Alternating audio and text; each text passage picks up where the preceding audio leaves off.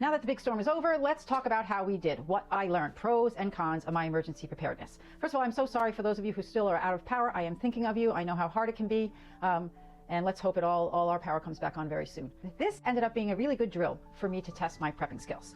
The pros were that I knew how to set up. I had everything ready to go, water, power, foods. I had a micro shelter set up. I had my food station set up. I had my DIY bucket toilet set up. I had all my candles and flashlights ready to go, so I knew where everything was, and I was ready when the storm started. A couple of negative things that I realized about myself is this micro shelter that I set up, which is a 4-person tent, was too big in the end.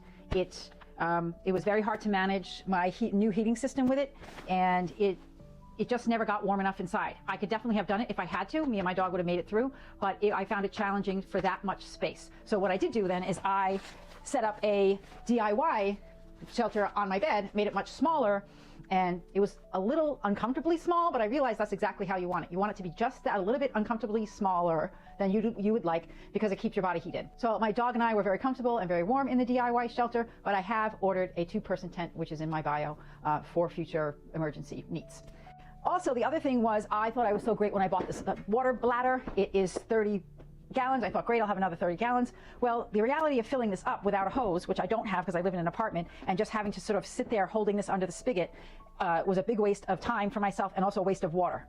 It was just taking too long. I got very frustrated. I gave up on it, and I used a construction grade garbage bag. Another great thing are these collapsible water jugs that I have. You just pop it up, and I filled it right up in the sink, set it on next to the sink, so it was very accessible for me. I highly recommend these. These are also in my bio. What I also learned is that I'm a little out of shape. My core is not in the greatest shape. I went to go shovel, and I ended up pulling a back muscle out, which took me out for about half a day, which is critical when you are in survival mode during a power outage. You do not want to have such a small, minor thing take you out and have you struggle with your emergency preparedness. I also realized I was looking for food all the time. I was looking to snack all the time because I was bored. So I was looking to snack. And when you're in survival mode on 2,000 calories a day, you are rationing food. You can't just randomly go snack when you feel like it. So what are the takeaways from this storm? Well, preparedness is, again, it's not about fear. It's about being in control of your environment. Setting up gives you the confidence to know that you're ready.